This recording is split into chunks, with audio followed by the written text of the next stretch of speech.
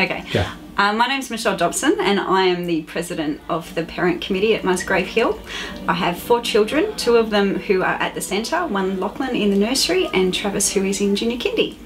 What's the big thing you've been noticing with the implementation of the early years learning framework within the service? Okay, there's a couple of things. As a parent, my 3-year-old has come home full of information. So he is talking about things that we would never have heard him talk about. He talks about tyres on trucks that are made of rubber, and he can identify circles in things that we just walk through in the shops, which is really exciting. And you know, it's opened up the things that we can talk about with him.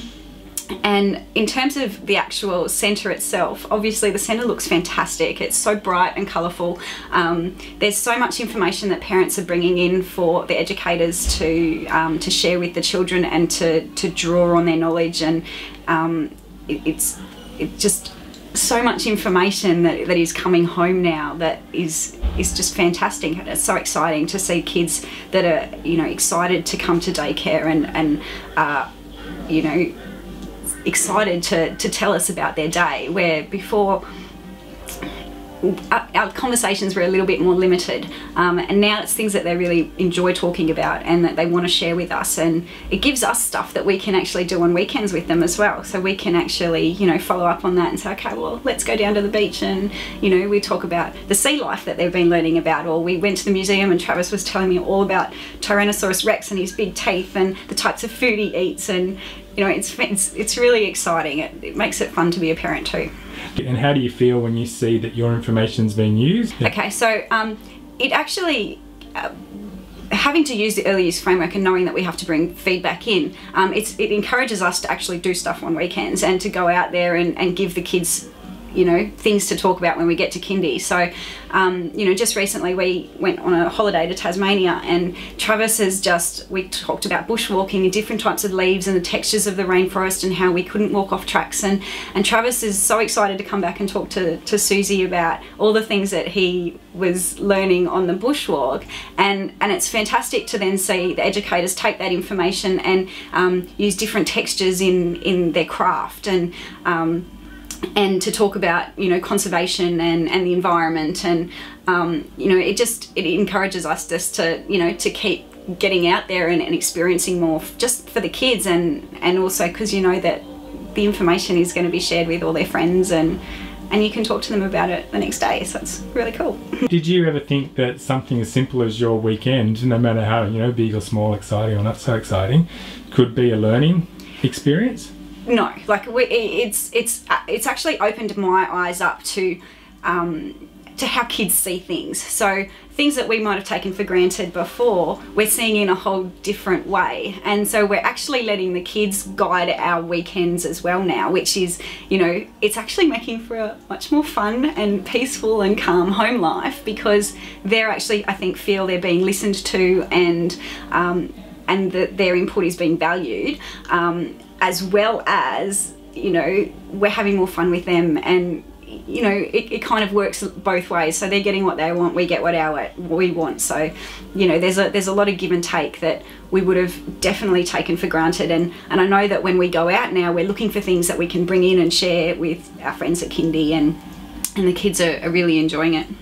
Seeing how the educators build curriculum, yes, has that taught you educational technique that you use? Yes, we have. And I mean, I don't know if maybe I'm exposed to a little bit more being on the committee, and having that sort of, you know, that information being fed back through those meetings and, you know, one-on-one conversations with the educators. But it's really opened my eyes up to, you know, how much fun the simplest of little things can be.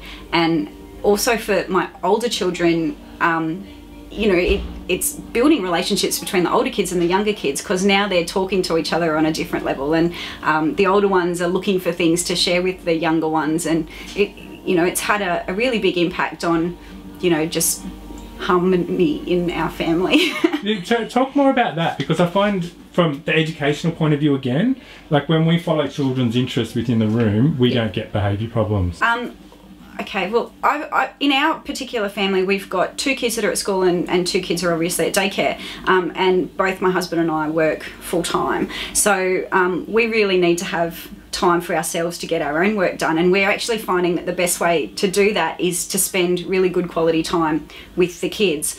And we're finding that by doing activities and getting out there and having fun on weekends, it's the kids are getting stimulated, and I think that by giving them that interaction and that stimulation in mornings, it allows them to have more quiet time in the afternoon where they can just sit and be, and they're happy to colour in, or they're happy to read stories, or it just gives us the time that we need to do what we need to do, but they're really happy and content because I think they feel that they've had their time. And you also said something about you're listening to them. Yes, yeah. I think that maybe sometimes kids feel that we're talking a little bit over their heads, or there's a gap between what we think kids like and what kids actually like, and sometimes just by listening to the kids and letting them guide the activities of the day, it makes them feel really special. It makes them feel really appreciated and loved, and gives them the confidence to communicate with us and to share their feelings and what's going on in their little heads that sometimes we kind of overlook or we take for granted. You underestimate what kids take in, and I think that this program, and I've heard feedback from parents with, especially boys seem to be getting a whole lot more out of learning in this way than what they had in previous sort of, I don't know what you call it, but I know that a lot of parents of boys are just thrilled with what they're getting out of their sons at this age, and I think that they're actually settling into school a little bit better, knowing that they've got that confidence that they might not have had before. So, and I know that by having Peter at the centre too, having that male role model is just giving kids, it's giving them so much more than you would ever Well, it's really funny because I've interviewed Peter before, and he said what he gets taught at uni, which is true, is as a teacher you have to have this teacher-student relationship, and it has to have a certain respect and barrier to it, and he's had to throw that all in the bin coming into an early childhood setting. So and he said then that builds up the relationships and you're really communicating and listening. Yeah.